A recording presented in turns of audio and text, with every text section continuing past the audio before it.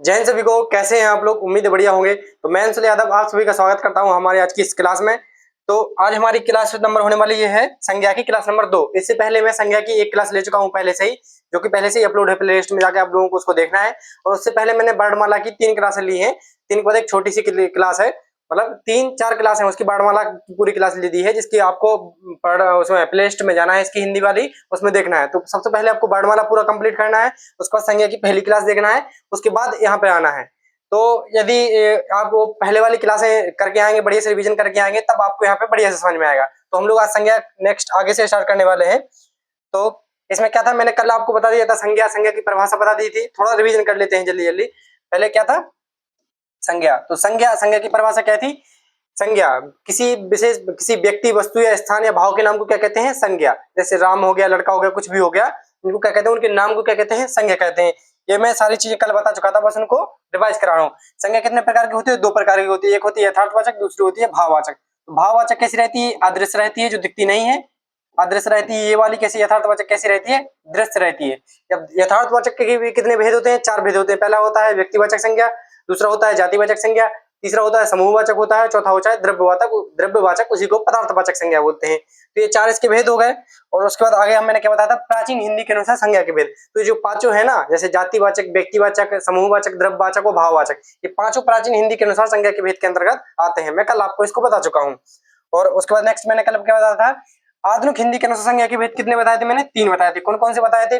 एक बताया था व्यक्तिवाचक, जातिवाचक, दूसरा बताया था कौन सा? भाववाचक।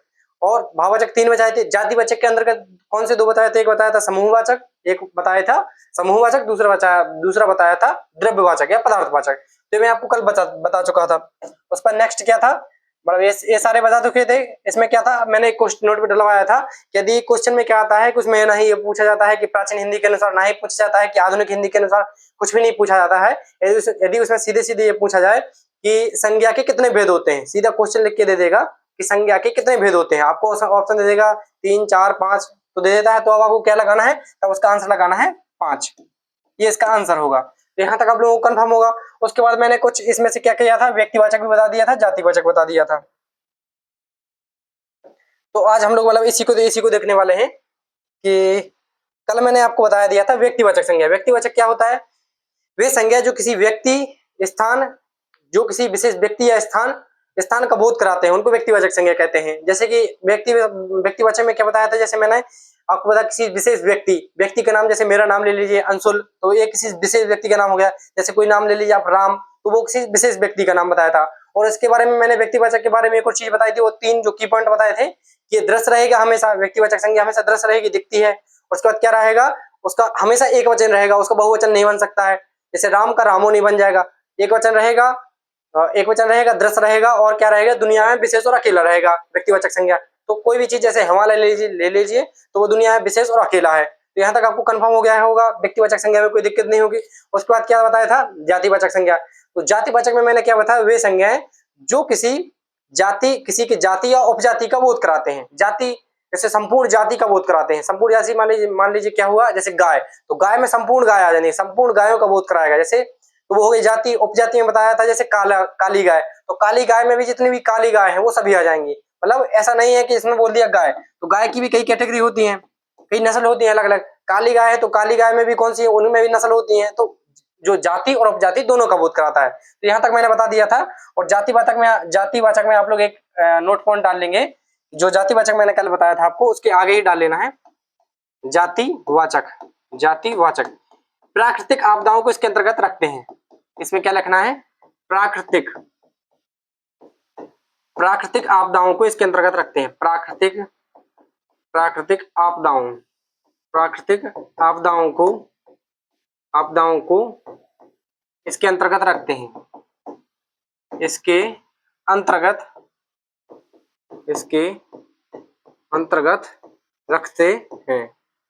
अंतर्गत रखते हैं। प्राकृतिक आपदाएं जैसे भूकंप हो गया, सुनामी हो गई, इन सभी को किसके अंतर्गत रखते हैं? जातिवाचक के अंदर। भूकंप हो गया, सुनामी हो गई, बाढ़, तूफान, ये सब हो गए, इसको किसके अंतर्गत रखते हैं? इसको जातिवाचक संज्ञा के अंतर्गत रखते हैं। तो यहाँ तक का कल का था जो हमने पढ़ा था, उसका मैंने रिवीजन करा दिया है। अब हम लोग आगे पढ़ने वाले हैं कौन सी संज्ञा, इसके बारे में भी मैंने क्या की पॉइंट बताया था कि दृश्य रहेगी, दृश्य रहेगी, जिसके जैसे और हो, बहुवचन बन सकता हो, और बहुवचन बन सकता हो और जिसके जैसे और हो। तो ये की पॉइंट 3 तो आपको याद ही रखना है। अब हम लोग नेक्स्ट करेंगे कौन सा, भाववाचक संज्ञा। तो भाववाचक संज्ञा हेडिंग डालना है भाववाचक संज्ञा। तीसरा हमारा कौन सा है, भाववाचक, भाववाचक, भाववाचक संज्ञा। तो हमारा तीसरा क्या था, भाववाचक संज्ञा। तो भाववाचक में क्या रखना है, वे संज्ञाएं, इसकी परिभाषा लिखनी है, वे संज्ञाएं जो किसी जो जो भाव गुण अवस्था का बोध कराती हैं, जो वे संज्ञाएं जो भाव गुण अवस्था गुण दोष अवस्था का बोध कराती हैं। तो किस संज्ञा, इसकी परिभाषा में क्या रखना है, इसकी परिभाषा रखना है वे संज्ञाएं, वे वे संज्ञाएं, वे संज्ञा शब्द जो जो भाव गुण दोष भाव गुण दोष अवस्था का बोध कराती हैं, अवस्था का क्या कराती हैं, बोध कराती हैं, बोध कराती हैं। वे संज्ञा जो भाव गुण दोष अवस्था का बोध कराती है उनको क्या कहते हैं, भाववाचक संज्ञा कहते हैं। भाववाचक के बारे में मैंने एक और चीज बताई थी आपको, ये अदृश्य रहेगा, मतलब इसको देख नहीं सकते। एक की पॉइंट तो आपको बोलना ही नहीं है कि ये अदृश्य रहेगा, अदृश्य। ये कैसा रहेगा, अदृश्य रहेगा, प्लस एक वचन रहेगा, सदैव एक वचन रहेगा, एक वचन। ये कैसा रहेगा, एक वचन रहेगा। और उसके बाद क्या बताया था, जिसको मतलब आप प्लेट में प्रस्तुत ना कर सकें, या फिर जिसको आप हथेली पर मतलब दिखा ना सके, उसको प्रस्तुत ना कर सकें, तो वो आपको रखना है कि इसको प्रस्तुत ना कर सकें, इसको प्रस्तुत ना कर सकें। ये हो गया, मतलब जिसको प्लेट में ना परोस सकें, ये समझ लीजिए। तो ये 3 पॉइंट आपको याद रखना है। अब हम लोग देखते हैं कैसे, जैसे कि भाव, भाव तो भाव हो गया, तो भाव में क्या लिख लेंगे, भाव। तो भाव में जैसे कोई भी भाव होते हैं, मन के भाव, जैसे मन का भाव क्या होगा, प्रेम, प्रेम हो गया। उसके बाद क्या होगा, घृणा, प्रेम, घृणा, गुस्सा, गुस्सा, ईर्ष्या, द्वेष, मतलब कुछ भी जो मन के अपने अंदर के भाव हैं, तो भाव हो गए। उसके बाद क्या है, उसके बाद क्या है, गुण। तो गुण में क्या ले लेंगे हम लोग, जैसे गुण है, गुण, गुण में क्या ले लेंगे हम लोग, अच्छाई, क्या ले लेना है हम लोग को, अच्छाई। इसमें ले लेना है हम लोग क्या, अच्छाई, अच्छाई, अच्छाई। उसके बाद क्या ले लेना है, ईमानदारी। ईमानदारी क्या है, एक गुण है, ईमानदारी, ईमानदारी, ये हो गया। उसके बाद क्या है, गुण के बाद दोष भी लेना है, तो दोष क्या रहेंगे, उसका ऊपर करते हैं, उधर क्या लिखना है, उसके बाद क्या लेना है हम लोगों को, उसके बाद लेना है दोष, दोष। तो दोष में क्या आ जाएगा, दोष में आ जाते हैं, जैसे इधर क्या था अच्छाई, तो इधर आ जाएगा क्या, बुराई। अच्छाई का इधर जैसे होता है, क्या है दोष, क्या है, बुराई, बुराई। ईमानदारी यहाँ पे क्या आ जाएगा, बेईमानी, बेईमानी, ये हो गया। उसके बाद और क्या लिखा था, अवस्था। अवस्था में क्या लेना है, अवस्था, अवस्था। तो अवस्था मतलब कोई भी अवस्था ले सकते हैं आप लोग, अवस्था, अवस्था में ले सकते हैं, जैसे बुढ़ापा, बुढ़ापा, बुढ़ापा हो गया। उसके बाद क्या होगा, यौवन,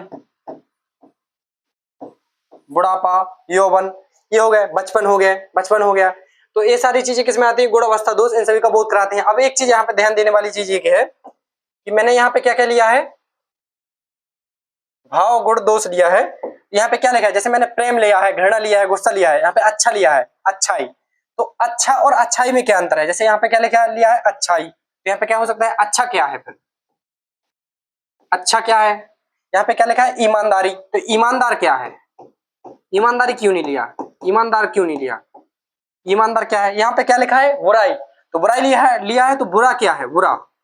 यहाँ पे ये बुरा क्या है, आप लोग कहीं यहाँ पे बुरा ले लो, गुड़ बुरा है, बुरा एक गुड़ा है, तो वो गुड़ नहीं है। देखते हैं यहाँ पे क्या लिया है, बेईमानी, तो बेईमान क्या है, बेईमान क्यों नहीं लिखा, बेईमान क्या हुआ, बेईमान, बेईमान, बेईमान हो गया। और क्या लिया है यहाँ पे, बुढ़ापा, बुढ़ापा लिया है, तो बूढ़ा क्यों नहीं लिया, बूढ़ा। यौवन लिया है, तो युवा व्यक्ति क्यों नहीं लिया। तो ये जो है मतलब ये सब क्या है, इनको क्यों नहीं लिया है, क्योंकि ये भाववाचक संज्ञा नहीं, ये है विशेषण है। ये सारे के सारे क्या है, विशेषण है। विशेषण, विशेषण, ये सारे क्या है, विशेषण। अब एक शब्द में समझ लीजिए, थोड़ा विशेषण एक अलग से चैप्टर है। संज्ञा सर्वनाम के बाद हम लोग क्रिया के बाद विशेषण पढ़ना है, तो विशेषण पूरा एक चैप्टर है। लेकिन यहाँ पे थोड़ा समझाने के लिए कि विशेषण क्या है। विशेषण क्या होता है कि मतलब जैसे जो किसी चीज की विशेषता बताता है, किसी चीज मतलब किसी विशेष की विशेषता बताता है। विशेषण क्या होते हैं, जो विशेष की विशेषता बताता है। विशेष क्या होते हैं, विशेष वे होते हैं जो संज्ञा और सर्वनाम ही विशेष होते हैं। तो जो संज्ञा या सर्वनाम की विशेषता बताता है उसी को क्या कहते हैं, विशेषण। इसका आप लोग याद करने का थोड़ा सा ट्रिक याद रख लीजिए कि जो भी विशेषण शब्द है उसके आगे आप लोग आदमी, आदमी लगा के देख लेना है। आदमी, व्यक्ति या कुछ भी मतलब जो संज्ञा शब्द लगा के देख लेना है आपको। अभी संज्ञा पढ़ा रहे हैं, संज्ञा और सर्वनाम। तो क्या देखना है, जैसे अच्छा, तो अच्छा आदमी होता है, अच्छा ही आदमी तो नहीं होता है, अच्छा ही आदमी नहीं होता है। ईमानदार, तो ईमानदार आदमी होता है, ईमानदारी आदमी नहीं होता है। उसके बाद क्या है, बुरा, तो बुरा आदमी होता है, बुरा ही आदमी कोई होता नहीं है। बेईमान, तो बेईमान आदमी होता है, बेईमानी आदमी नहीं होता है। तो बूढ़ा, तो आदमी की विशेषता के बताने वाले शब्द क्या है, जो जैसे अच्छा आदमी, तो आदमी की विशेषता क्या है कि वो अच्छा है। आदमी की विशेषता क्या है कि वो अच्छा है। आदमी की विशेषता क्या है कि वो ईमानदार है, वो बुरा है, बेईमान है, बूढ़ा है। तो जो जो विशेष की विशेषता बताते हैं उसको विशेषण कहते हैं। तो आपको ये वाला इसका ध्यान रखना है कि यहाँ पे ईमानदारी की जगह ईमानदार लिख दो तो वो विशेषण हो जाएगा, भाववाचक संज्ञा नहीं रहेगी। जैसे एक और शब्द ले लीजिए, कौन सा है जहां पे बहुत ज्यादा कंफ्यूजन होती है। एक शब्द ले लिया, एक शब्द लेंगे यहाँ पे क्या, एक शब्द लेना है जैसे मिठास, मिठास, मिठास, एक होता है मिठास, एक होता है मीठा, मीठा, एक और क्या होता है, मिठाई, मिठाई। ये देखिए यहाँ पे क्या है, ये तीनों चीजें यहाँ पे आपको क्लियर समझ में आ जाएगा क्या है विशेषण, क्या है क्या।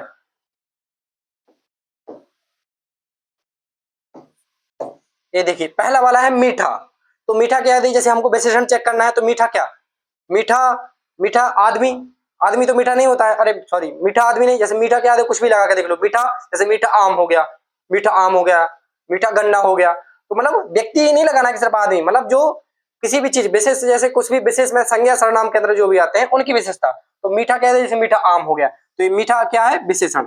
ये क्या है, विशेषण, विशेषण, विशेषण। जैसे मीठा आम, तो आम की विशेषता क्या है कि वो मीठा है, तो ये क्या हो गया, विशेषण। उसके बाद क्या है, मिठास, तो मिठास क्या है, एक प्रकार का भाव है। भाव, मिठास कैसा रहेगा, अदृश्य रहेगा। अदृश्य, मिठास को हम लोग देख सकते हैं क्या, मिठास अदृश्य है और एक वचन रहेगा। जैसे ये एक वचन भी है, मिठास एक वचन है और इसको प्रस्तुत नहीं कर सकते, जैसे इसको परोस के नहीं दिखा सकते हैं। तो ये मिठास क्या होगा हमारा, भाववाचक, भाववाचक संज्ञा, भाववाचक, भाववाचक संज्ञा, भाववाचक संज्ञा। ये क्या होगा हमारा, मिठास क्या होगा, भाववाचक संज्ञा। उसके बाद क्या है, मिठाई, तो मिठाई मैंने भी आपको बताया जातिवाचक संज्ञा में, मतलब जिसके जैसे और हो। मिठाई दिखती है ना भाई, ये रसगुल्ला है, जलेबी है, तो दृश्य भी है। मिठाई का मिठाइयों भी बनता है, तो मिठाई का बहुवचन मतलब बन सकता है, मिठाई हो गया। और ये क्या रहता है, इसको मतलब जिसके जैसे और हो, तो मिठाई की जैसी और भी मिठाइयां होती हैं, बर्फी की जैसे और सारी कई सारी बर्फियां होती है, बेसन की, मतलब किसी भी चीज की एक्सपायरी। तो ये क्या है, ये जातिवाचक संज्ञा है, जातिवाचक संज्ञा, जातिवाचक, जातिवाचक संज्ञा। ये होगा, यहां तक आप लोगों को कंफर्म हो गया होगा। एक शब्द मैंने इसमें बताया बुराई, एक शब्द मैंने यहाँ पे लिखा था, कौन सा, एक शब्द लिखा था यहाँ पे क्या, बुराई। यहाँ पे लिखेंगे क्या है, बुराई, जैसे बुराई। तो ऑफलाइन में एक का डाउट था कि भैया ये बुराई है, तो बुराइयां भी तो इसके अंतर्गत आ सकता है, बुराइयां, बुराइयां। तो बुराइयां क्या है, जैसे बुराई एक भाववाचक संज्ञा है, बुराई, तो बुराइयां क्या है, बुराइयां क्या है, जातिवाचक संज्ञा हो जाएगा। मैंने बताया कि भाववाचक संज्ञा कभी भी बहुवचन नहीं होगा, बहुवचन हो जाएगा तो वो क्या बन जाएगा, जातिवाचक संज्ञा। ये क्या है, ये है जातिवाचक, ये क्या है, जातिवाचक संज्ञा, जातिवाचक संज्ञा। ये क्या हो गया, बुराइयां क्या है, जातिवाचक संज्ञा होगा। तो यहां तक आपको समझ में आ गया भाव। तो जैसे भाववाचक संज्ञा क्या रहेगी, हमेशा एक वचन रहेगी, अदृश्य रहेगी और जिसे प्रस्तुत ना किया जा सके, मतलब प्लेट में परोस के ना दिखाया जा सके। जैसे सजावट कुछ भी हो गई, जैसे सजावट है, सजावट हो गई, सजावट, बहुत सारे शब्द तो कई हो सकते हैं, सजावट, सजावट, सजावट हो गई, उसके बाद बहुत सारे शब्द दोस्तों बहुत ज्यादा हो जाएंगे। मतलब इतना आपको समझने के लिए इतना काफी होगा जितना मैंने आपको समझा दिया है। ये 3 जो की पॉइंट बताए हैं, इसमें क्या रहेगा, भाव गुण दोष अवस्था को दिखाता है। ये हमेशा कैसा रहेगा, अदृश्य रहेगा। ये क्या रहेगा, अदृश्य रहेगा, एक वचन रहेगा और इसको प्रस्तुत ना किया जा सके, प्रस्तुत ना किया जा सके, प्रस्तुत ना किया जा सके। तो यहां तक आपको समझ में आ रहा है कि अभी तक हमने क्या पढ़ लिया, व्यक्तिवाचक, जातिवाचक और भाववाचक, 3 हम लोग पढ़ चुके हैं। अब हमारा अगला रहेगा कौन सा, अगला हमारा पढ़ना है कौन सा, अगला है हमारा कौन सा, द्रव्यवाचक या पदार्थवाचक, द्रव्यवाचक या पदार्थवाचक। तो नेक्स्ट हेडिंग डालेंगे पदार्थवाचक संज्ञा। पदार्थवाचक, पदार्थ या फिर इसी को बोलते हैं क्या, द्रव्य, द्रव्यवाचक, पदार्थवाचक संज्ञा। मैंने आपको ये वाला डाउट पहले क्लियर कर दिया कि द्रव्य और द्रव्य में क्या अंतर है, द्रव्य और द्रव्य में क्या अंतर है। द्रव्य मतलब मैटर होता है, द्रव्य के अंतर्गत ही सारी दुनिया की सारी चीजें हैं जो भी अवस्था है करके, ठोस, द्रव, gas, plasma, Bose, Einstein condition, ये सभी द्रव्य के अंतर्गत आते हैं जितनी अवस्थाएं हैं। द्रव्य के अंतर्गत ही एक अवस्था है द्रव, ये अवस्था है, ये द्रव्य है यानी मैटर है। तो क्या होती हैं ये, मैं आपको मतलब पहले ही ये चीजें डाउट करा, क्लियर करा दिया था, इनमें से क्या है, क्या क्या चीज है। तो आगे देखते हैं इसकी क्या है परिभाषा। तो वे संज्ञा जो द्रव्य का बोध कराती हैं, वे संज्ञा, वे संज्ञा, वे संज्ञा जो द्रव्य का, द्रव्य का बोध कराती हैं, वे संज्ञा जो द्रव्य का बोध कराती हैं।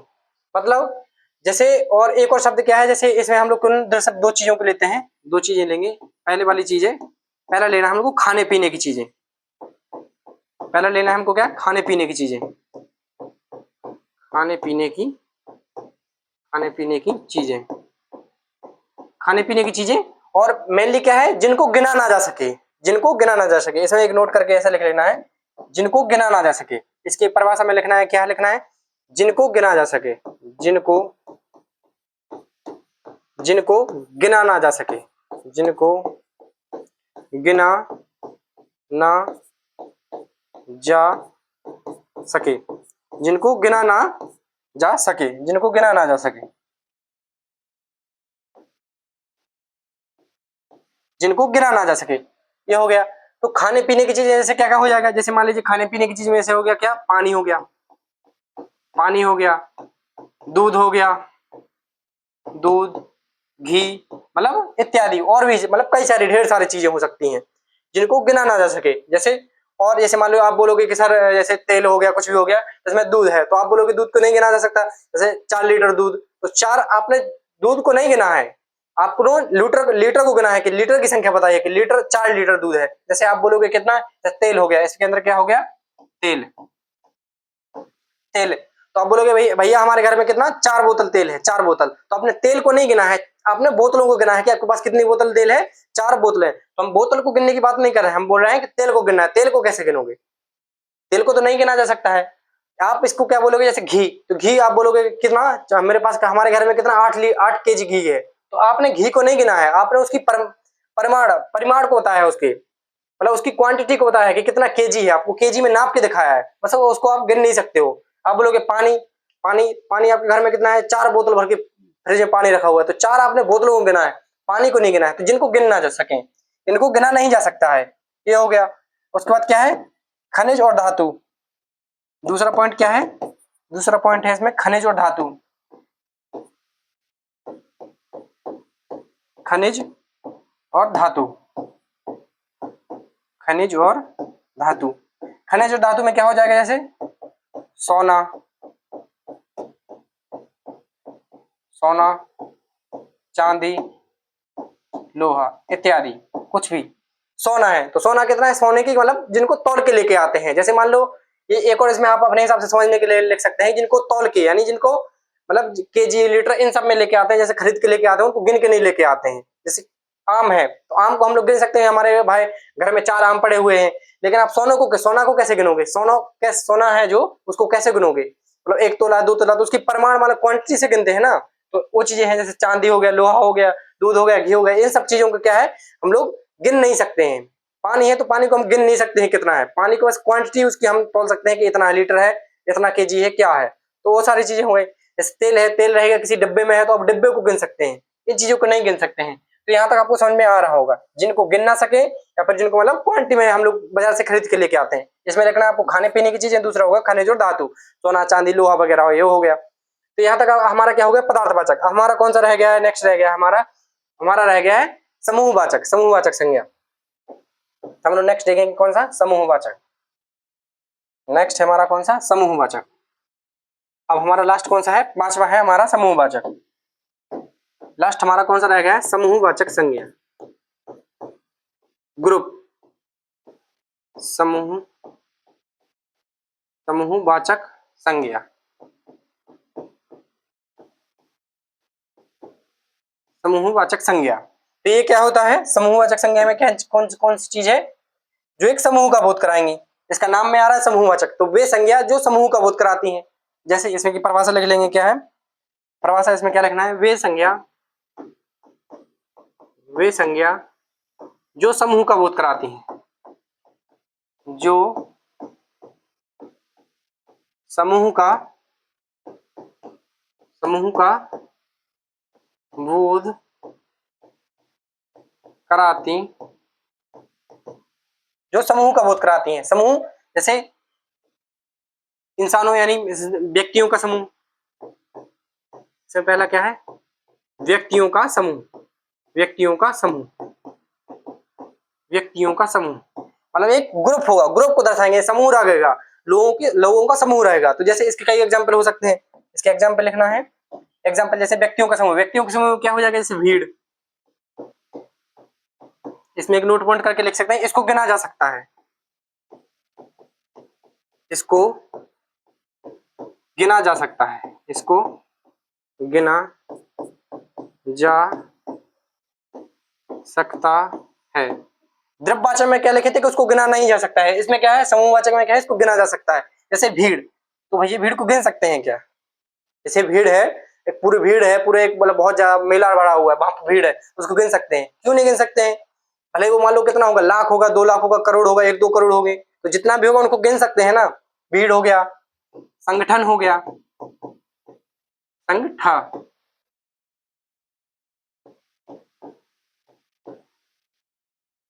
संगठन हो गया।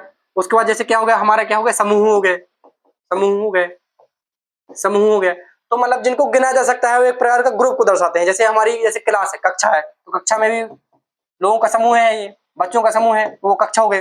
उसका क्या होता है, सेना, आर्मी, तो आर्मी का एक पूरा रिकॉर्ड रहता है ना कि कितने जवान हैं, कितने अफसर हैं, कितने कांस्टेबल हैं, कितने क्या, तो उनकी गिनती रहती है, वो एक प्रकार का समूह है।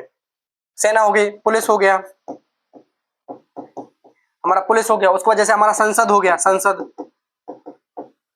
संसद हो गया। उसके बाद क्या है, परिवार, परिवार, तो परिवार क्या है, हमारे लोगों का एक समूह है, जितने भी परिवार में सदस्य है, सभी सदस्यों के एक समूह है, परिवार है। तो वो क्या आ गया, व्यक्तियों के समूह आ गए। कक्षा है, कक्षा में कितने हैं, उनको भी बच्चे, उनका रजिस्ट्रेशन रहता है कि भाई इतने लोग हैं, उनको गिना जा सकता है। और जैसे समूह, और कौन से समूह, जैसे कोई भी संगठन चलते हैं ना, संगठन, इसमें संगठन ले लिए, संगठन है, सेना को भी गिना जा सकता है, पुलिस है, पुलिस में कितने लोग काम कर रहे हैं, वो सभी हो गया, मतलब जिनको गिना जा सकता है। आपको टोटली ऐसे याद करना है। पहला होगा क्या है, व्यक्तियों के समूह हो गया। दूसरा क्या है, दूसरा है हमारा क्या, वस्तुओं का समूह। दूसरा रहेगा क्या हमारा, वस्तुओं का समूह। दूसरा है वस्तुओं का समूह, वस्तुओं का समूह। वस्तुओं का समूह कैसे, हमको मतलब है सिर्फ समूह से। समूह से जैसे मतलब कोई चीज, गुच्छे में चाबियां होती हैं, तो चाबी का गुच्छा, तो उसमें क्या ले लेंगे, जैसे गुच्छा, अंगूर का गुच्छा, तो अंगूर का गुच्छा रहेगा, तो गुच्छा तो उसको गिन नहीं सकते, 1 2 3 4 कितने अंगूर हैं। और जैसे चाबी का गुच्छा, उसमें नहीं गिन सकते हैं कि 1 चाबी है, 2 चाबी है, 5 6 या 6 है, जितना भी है। तो तरह से गुच्छा, हमको सिर्फ समूह से मतलब है कि कितना समूह बन रहा है। शब्द बहुत सारे हो सकते हैं, एग्जाम्पल बहुत सारे होते हैं, लेकिन आपको समझने के लिए कि मतलब एक प्रकार से आपको समझना है किस चीज को मेनली फोकस करना है, समूह के, समूह होना चाहिए। समूहवाचक संज्ञा में क्या होगा, समूह होगा। तो मैंने यहाँ तक आपको सारी बता दी है कितनी संज्ञा होती है। पहला बताया था व्यक्तिवाचक संज्ञा। इसको एक काम करना है, जब भी पूरा हो जाता है तो आपको रिकॉर्ड करने की कोशिश करना है। रिकॉर्ड मतलब ऐसे पूरी चीजें ध्यान रखना है। पहली चीज अलग है, ऐसे करना है कि संज्ञा कितनी होती है? संज्ञा 5 प्रकार की होती है। पहली कौन सी होती है? व्यक्तिवाचक, दूसरी जातिवाचक। पहली व्यक्तिवाचक कौन? किसी विशेष व्यक्ति, वस्तु या स्थान का नाम। विशेष व्यक्ति जैसे राम हो गया, स्थान मतलब व्यक्ति, वस्तु मतलब जैसे लाल किला हो गया, ताजमहल हो गया, और मतलब माउंट एवरेस्ट करके हो गया, और स्थान मतलब जैसे दिल्ली हो गया, इंदौर हो गया, कुछ भी स्थानों के नाम हो गए। दूसरा बताया था जातिवाचक। पहले वाले में व्यक्तिवाचक में क्या याद रखना है? ये दृश्य होगा, हमेशा एक वचन रहेगा और दुनिया में विशेष और अकेला होगा। दूसरा है जातिवाचक, तो जातिवाचक क्या रहेगा? ये दृश्य रहेगा, बहुवचन बन सकता है, और जिसके जैसे और हों। जैसे लड़का तो लड़के के जैसे और लड़के होते हैं, आम आम के जैसे और आम होते हैं, मतलब जैसे गाय गाय के जैसे और गाय गाय होते हैं। दृश्य भी है, उसका बहुवचन भी बन सकता है। इतना क्लियर होगा। उसके बाद बताया था भाववाचक। भाववाचक में जो गुण, दोष, अवस्था, इन सभी चीजों को बताता है। गुण में अच्छा है, अच्छाई है, बुराई है। अच्छा क्या है? विशेषण। बुरा बुरा क्या है? विशेषण। बुराई क्या है? भाववाचक। मीठा क्या है? मीठा विशेषण है। मिठाई क्या है? मिठाई मिठाई है जातिवाचक। और मिठास क्या है? भाववाचक संज्ञा है। तो भाववाचक संज्ञा हो। उसके बाद बताया मैंने आपको क्या?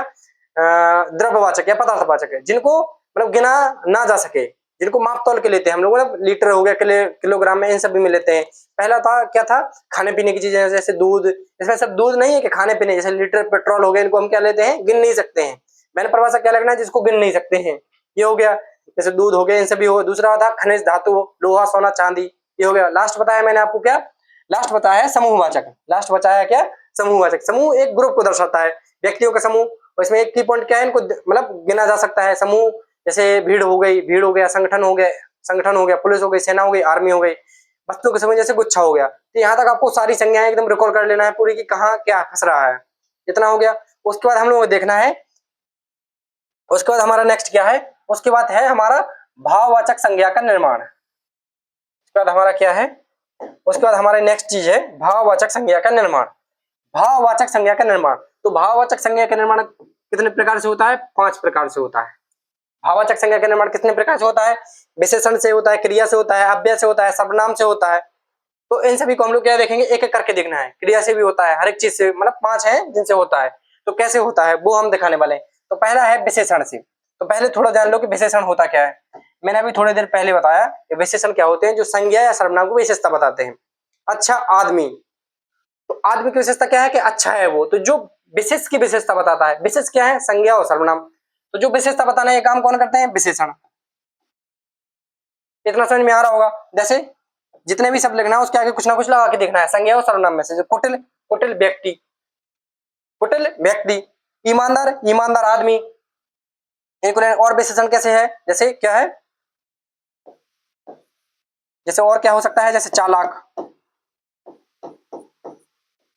चालाक व्यक्ति है। परिश्रमी, चौथा कौन सा है? परिश्रमी।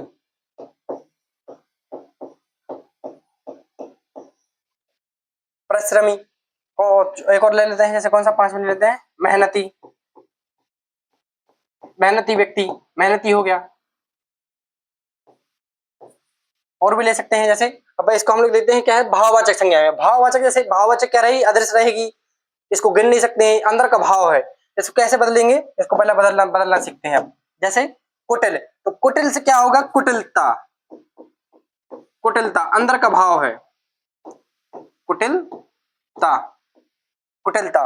उसके बाद क्या है? जैसे ईमानदार। तो ईमानदार का क्या हो सकता है? जैसे ईमानदारी, ईमानदारी, ईमानदारी, ईमानदारी, ये एक प्रकार का भाव है। चालाक, चालाक व्यक्ति, चालाक से क्या होगा? चालाकी,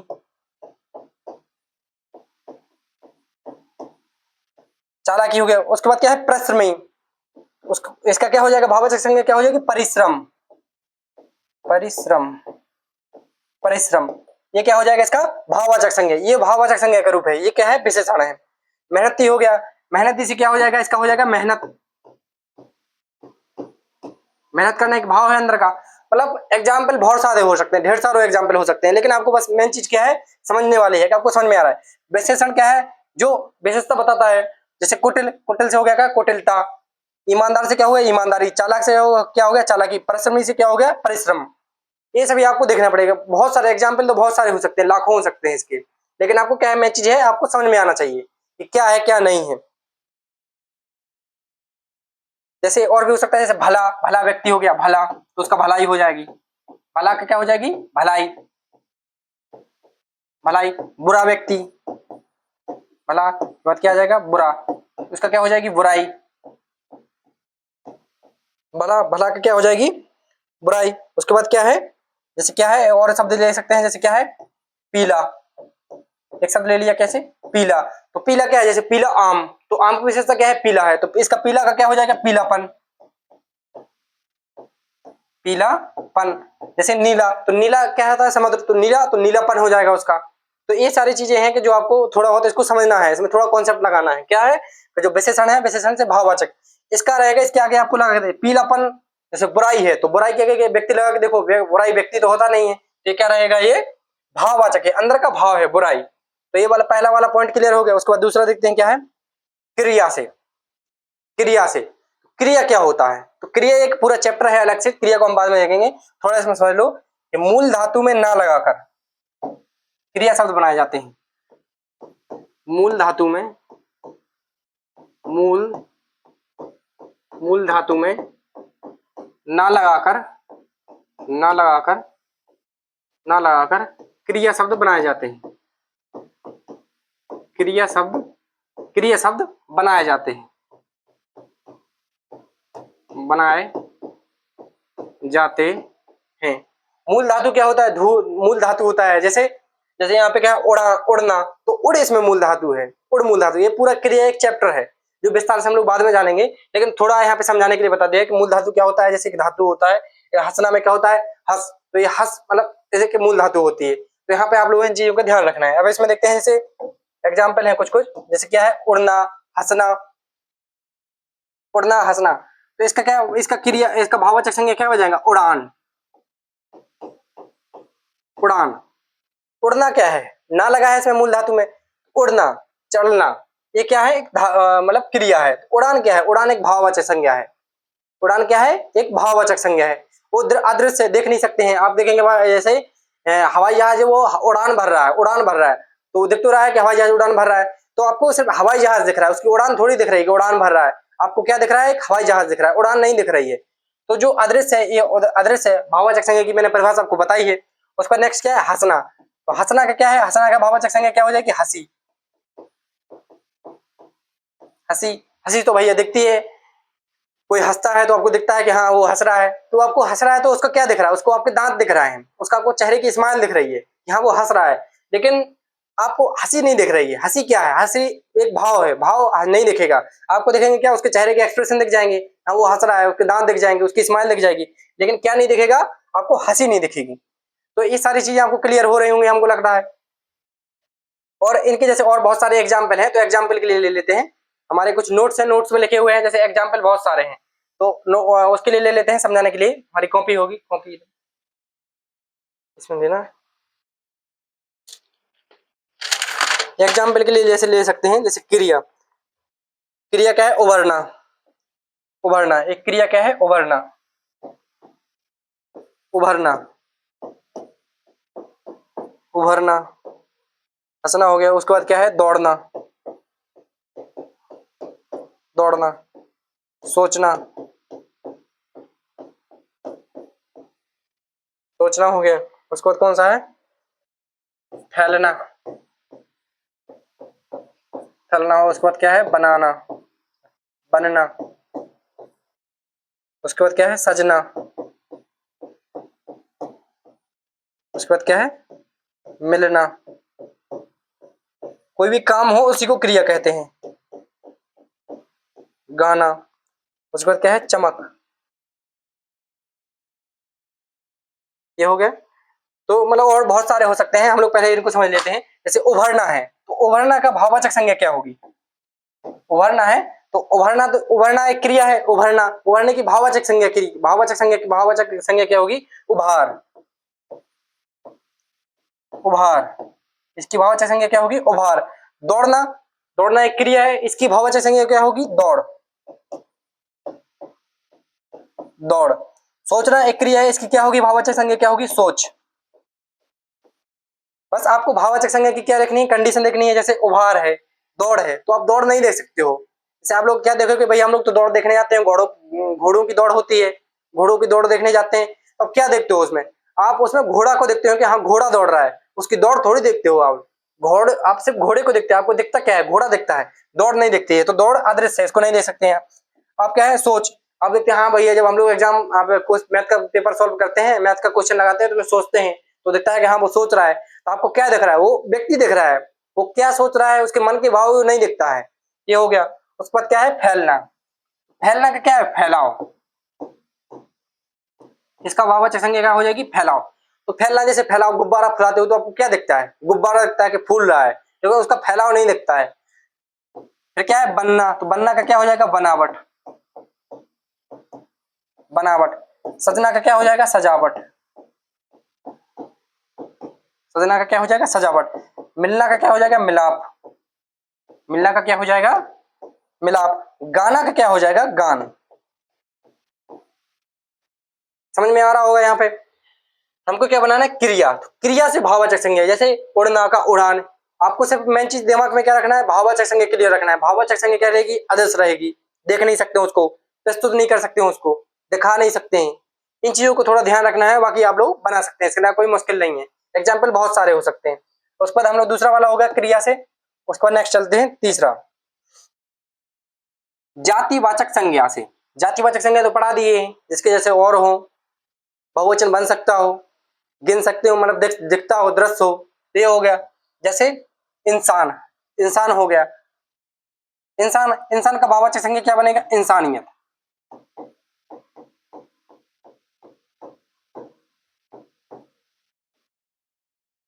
इंसान का भाववाचक संज्ञा क्या रहेगा, इंसानियत, इंसानियत। मैं बस एग्जांपल ले लेता हूं कुछ ऐसे हमारे नोट्स में से, बाकी फिर उसके बाद हम समझा देंगे आपको। जैसे एग्जांपल, एग्जांपल है जो यहाँ पे समझाने के लिए लेना है। जैसे क्या है, पुरुष, पुरुष हो गया, माता, पिता, माता हो गए, पिता हो गए, बच्चा, आदमी,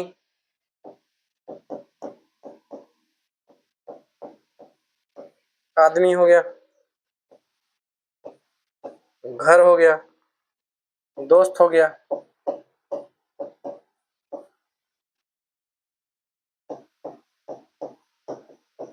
चिकित्सक हो गया,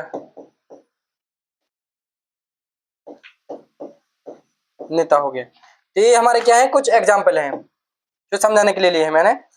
तो हमको क्या बना है ना, जातिवाचक संज्ञा से बनाने हैं क्या, भाववाचक संज्ञा। तो जातिवाचक संज्ञा में क्या रहेगी, इंसान, तो इंसानों की एक जाति है, इंसान, पूरे इंसान समूह को दिखा रहा है, दृश्य भी है, इंसान के जैसे कई इंसान होते हैं एक इंसान के जैसे, तो इसका क्या बन जाएगा, इंसानियत।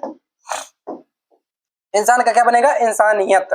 उसके बाद क्या है, पुरुष, तो पुरुष का क्या बनेगा, पुरुष, पुरुष के जैसे और भी कई पुरुष होते हैं, एक पुरुष है उसके जैसे कई पुरुष होंगे, इसका बनता है भाववाचक संज्ञा, क्या बनेगा, पुरुषत्व,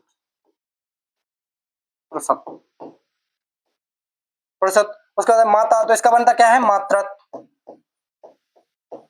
मातृत्व। इसका भाववाचक संज्ञा क्या है, मातृत्व एक भाव है, मातृत्व का भाव, लोग कहते हैं मातृत्व का भाव। पिता है, पितृत्व, पितृत्व, पितृत्व। उसके बाद बच्चा, बच्चा है, बच्चा जैसे बच्चे के जैसे कई बच्चे होते हैं, उसका क्या है, भाववाचक संज्ञा क्या है, बचपन, बचपन। उसके बाद क्या है, आदमी, तो आदमी, एक आदमी के जैसे कई आदमी होते हैं, उसका भाववाचक संज्ञा क्या हो जाएगा, आदमियत, आदमियत, आदमियत होगा। उसके बाद घर, घर का क्या है, जैसे घर, घर के जैसे कई घर होते हैं, घर के जैसे क्या हो जाएगा, घरेलू, घरेलू। दोस्त, दोस्त का क्या हो जाएगा, दोस्ती। चिकित्सक, चिकित्सक का क्या हो जाएगा, चिकित्सा, चिकित्सा, चिकित्सा। नेता का क्या हो जाएगा, नेतृत्व, नेतृत्व। तो ये क्या है, जातिवाचक संज्ञा से हमने क्या बना दिया, भाववाचक संज्ञा। पांच प्रकार में से हमारे कितने, तीन हो गए हैं। इंसान का क्या हो जाएगा, इंसानियत, पुरुष का हो जाएगा पुरुषत्व, माता का मातृत्व, पिता का पितृत्व, बच्चा का बचपन, आदमी का आदमियत, घर का घरेलू, दोस्त का दोस्ती, चिकित्सा का चिकित्सक, चिकित्सक का चिकित्सा, नेता का नेतृत्व। ये सारे हो गए। अब उसके बाद देखते हैं हम लोग क्या, अव्यय से। अव्यय क्या होता है, थोड़ी इसकी परिभाषा जान लो। अव्यय जैसे एक शब्द लिखते हैं, राम खाना, राम खाना खाता है। उसके बाद क्या लिखना है, दूसरा एक लिखेंगे, सीता खाना खाती है। तो यहाँ पे क्या है, यहाँ पे राम था तो क्या था, खाता है। यहाँ पे क्या हो गई, सीता, तो यहाँ पे क्या होगा, खाती हो गई। मतलब इसके इसमें परिवर्तन हो गया। तो अव्यय शब्द भी होते हैं जिन पर लिंग वचन काल कारक से कोई प्रभाव नहीं पड़ता है, जो मूल अवस्था में रहते हैं। कुछ भी हो जाए, वो चाहे राम आ जाए चाहे सीधा आ जाए।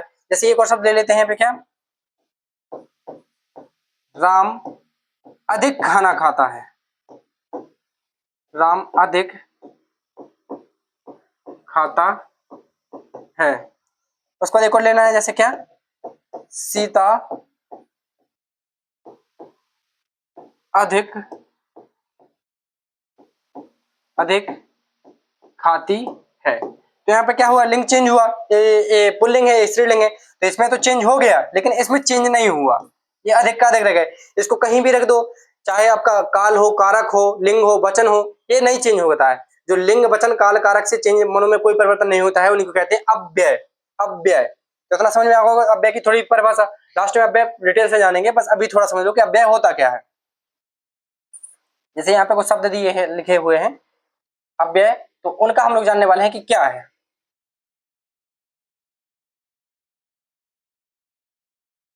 अव्यय, अव्यय से इतना समझ में आ रहा होगा कि अव्यय क्या चीज है। अव्यय है मतलब जिससे हमारा क्या रहेगा, जो लिंग से परिवर्तन ना हो, तो उसके वचन काल कारक किसी चीज से क्या रहे, परिवर्तित ना हो। एक से तो हमारा पहला वाला शब्द क्या है, अधिक। अधिक, अधिक का अधिक क्या है, अधिक कहीं भी प्रयोग कर लो, चेंज नहीं हुआ। इसका क्या रहेगा, भाववाचक संज्ञा क्या रहेगी, अधिक। अधिक, अधिक भाववाचक संज्ञा इसकी क्या हो जाएगी, अधिक। अधिक भाववाचक संज्ञा ये रहेगा, अधिक क्या है, अव्यय जो चेंज नहीं हो रहा है, अधिक। इसका भाववाचक संज्ञा क्या रहेगी, अधिक। किसी चीज की अधिक या अधिकता, अधिक, या इसको लिख सकते हैं, क्या लिख सकते हैं, अधिकता। अधिकता, अधिक या अधिकता, ठीक शब्द रहेगा क्या, अधिकता। इसका ठीक शब्द क्या रख सकते हैं हम लोग, अधिकता।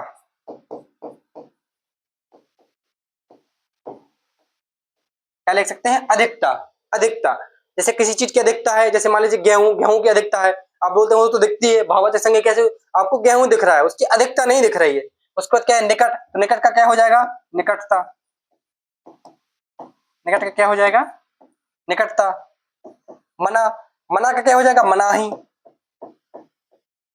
मना का क्या हो जाएगा, मनाही। हाहा का क्या हो जाएगा, हाहाकार। हाहाकार।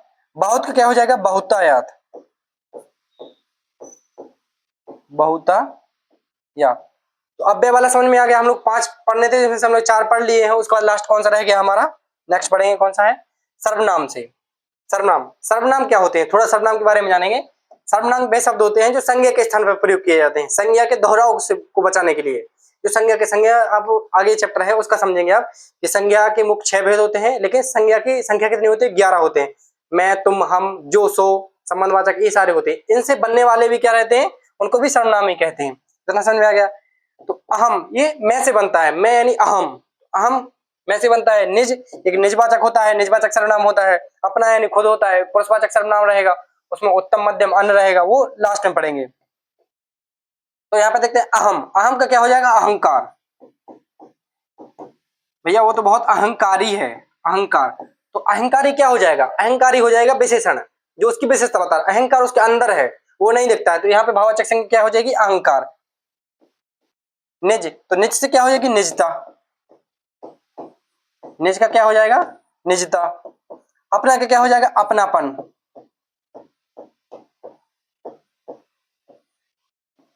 सर्व का क्या हो जाएगा, सर्वस्व।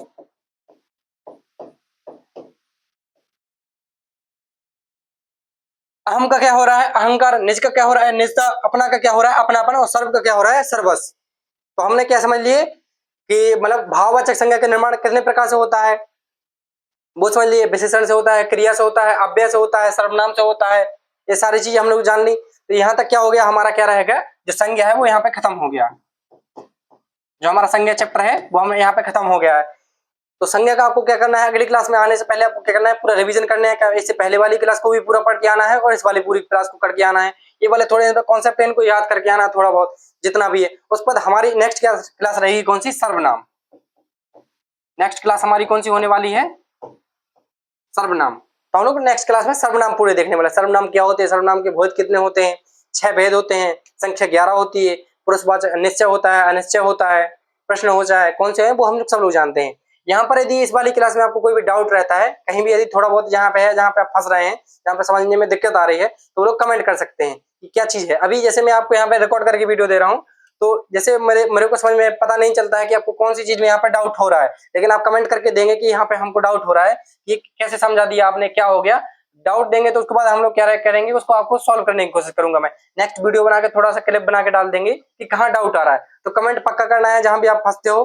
बाकी वीडियो कैसी लग रही है, वीडियो का कंटेंट ठीक लग रहा है तो इसको लाइक जरूर करें और चैनल को सब्सक्राइब करें। थैंक यू, जय हिंद।